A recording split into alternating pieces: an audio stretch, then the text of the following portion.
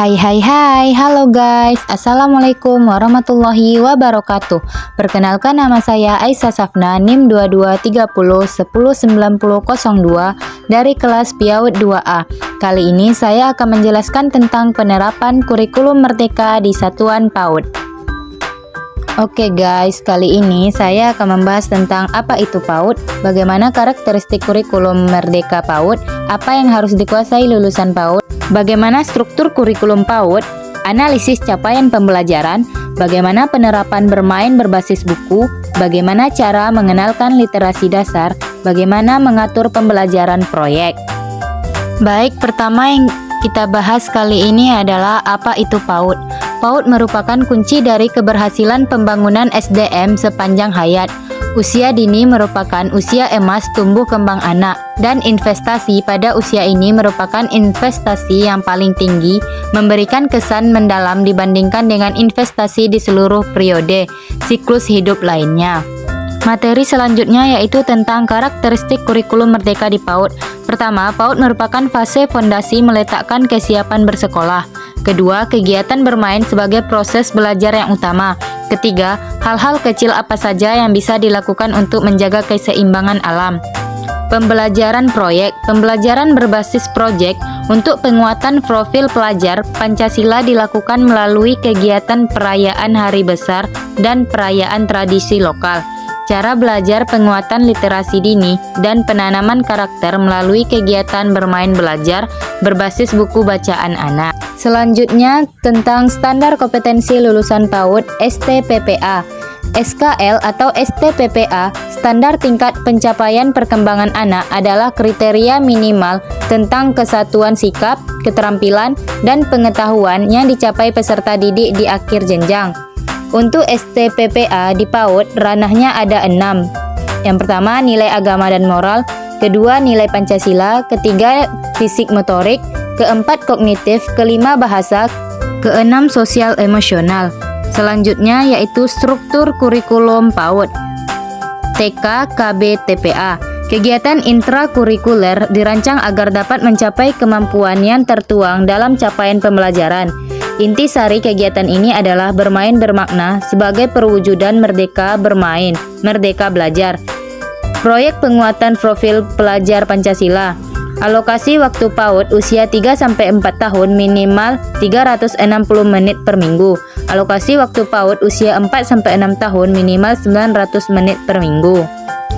Materi selanjutnya yaitu tentang analisis capaian pembelajaran PAUD. Pertama, disusun sebagai fondasi awal sekolah persiapan di tingkat sekolah dasar. Kedua, sebagai panduan pendidik untuk memberikan stimulus kepada anak usia dini. Ketiga, dalam bermain untuk belajar harus dipertimbangkan kemampuan fisik, sosial, moral, linguistik, dan kognitif anak. Materi selanjutnya yaitu tentang lingkup capaian pembelajaran. Pertama, nilai agama dan budi pekerti anak. Anak mengenali dan mempraktikkan nilai dan kewajiban ajaran agamanya.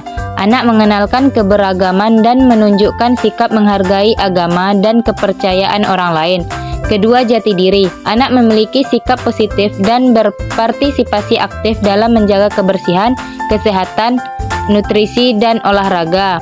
Ketiga, literasi dan STEM. Anak menunjukkan kemampuan mengenali dan memahami berbagai informasi seperti gambar, tanda, simbol, dan cerita. Selanjutnya yaitu tentang bermain berbasis buku. Pertama, anak-anak adalah penjelajah alamiah. Sebagai penjelajah, mereka memiliki rasa ingin tahu yang tidak terbatas untuk mengeksplorasi diri dan segala sesuatu yang ada di luar dirinya. Kedua, guru dan orang tua bertugas menjadi pendamping sekaligus penuntun agar semua potensi kebaikan yang dimiliki anak dapat berkembang secara optimal. Yang ketiga, tugas pendampingan ini dapat dilakukan dengan berbagai macam cara. Salah satunya adalah dengan kegiatan bermain yang berbasis buku. Selanjutnya yaitu tentang yang didapat anak dengan bermain berbasis buku. Pertama yaitu kegembiraan, kedua kemandirian, ketiga kerjasama, keempat daya kritis, kelima kreativitas, keenam empati. Selanjutnya yaitu tentang literasi dan STEM di PAUD.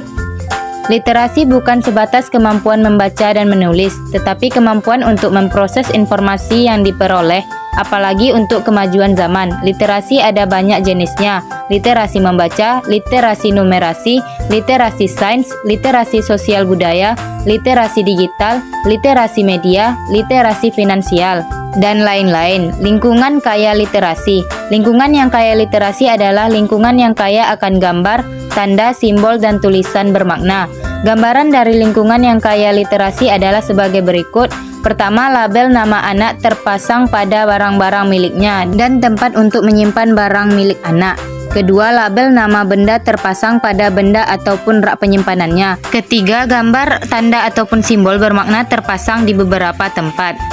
Selanjutnya yaitu manfaat STEM. Dukungan guru maupun orang tua dapat diberikan melalui integrasi. Literasi STEM dapat memberi stimulasi kemampuan berpikir kritis pada diri seperti memberikan pertanyaan yang melatih keterampilan berpikir. Contoh dalam kegiatan bermain warna, hal apa saja yang berkaitan dengan STEM dari kegiatan anak pada gambar? Pertama, mengamati benda alam di sekitarnya, perubahan bentuk dan warna saat mencampur beberapa bahan. Kedua, menggunakan teknologi untuk menampung air dan panah, menggunakan alat tertentu untuk mengaduk. Ketiga, mencoba berbagai bahan untuk dicampur, mencoba menemukan alat untuk mengaduk. Keempat, membentuk tanah menjadi bentuk tertentu dan membuat warna dari proses mencampur bahan. Kelima, memahami konsep lebih banyak dan lebih sedikit, konsep bentuk dua dimensi. Selanjutnya yaitu pembelajaran proyek. Dalam pendidikan, pendekatan proyek dimaknai sebagai investigasi mendalam tentang suatu topik yang menarik untuk dipelajari. Investigasi ini biasanya dilakukan oleh kelompok. Kunci utama pendekatan proyek adalah suatu penelitian yang dilakukan sebagai upaya yang menemukan jawaban dari pertanyaan-pertanyaan terkait satu topik yang muncul oleh anak, guru, ataupun guru yang bekerja sama dengan anak. Pembelajaran proyek, anak-anak yang terlatih belajar berdasarkan kebutuhan hidupnya dan mampu menjawab pertanyaan kritis. Mereka akan lebih mudah menghadapi hidupnya, terlatih mengambil keputusan, memiliki penyelesaian masalah atau solutif, dan berani mengambil risiko. Materi selanjutnya yaitu tentang skema pembelajaran proyek PAUD. Tahap permulaan, kegiatan pembacaan buku, menonton video, outing, dan lain-lain untuk dikembangkan rasa ingin tahu anak sehingga muncul ide atau gagasan untuk melakukan proyek. Tahap pengembangan, dukungan atau fasilitasi guru atau orang dewasa saat anak berkegiatan termasuk pertanyaan pemantik. Tahap penyimpulan, refleksi anak, refleksi guru, asesmen, memastikan keberlanjutan budaya positif dari proyek. Adapun tujuan utama pembelajaran berbasis proyek. Pertama, pembelajaran proyek adalah sebuah proses menghargai kegagalan dan terus melakukan perbaikan. Kedua, alat, bahan, media, dan tempat bermain dipastikan aman untuk anak.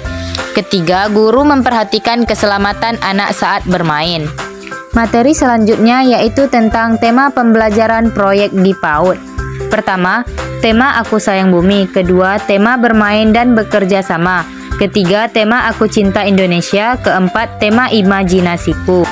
Oke guys, mungkin hanya itu yang bisa kita bahas kali ini. Terima kasih, jangan lupa like dan subscribe-nya ya. Bye. Assalamualaikum warahmatullahi wabarakatuh.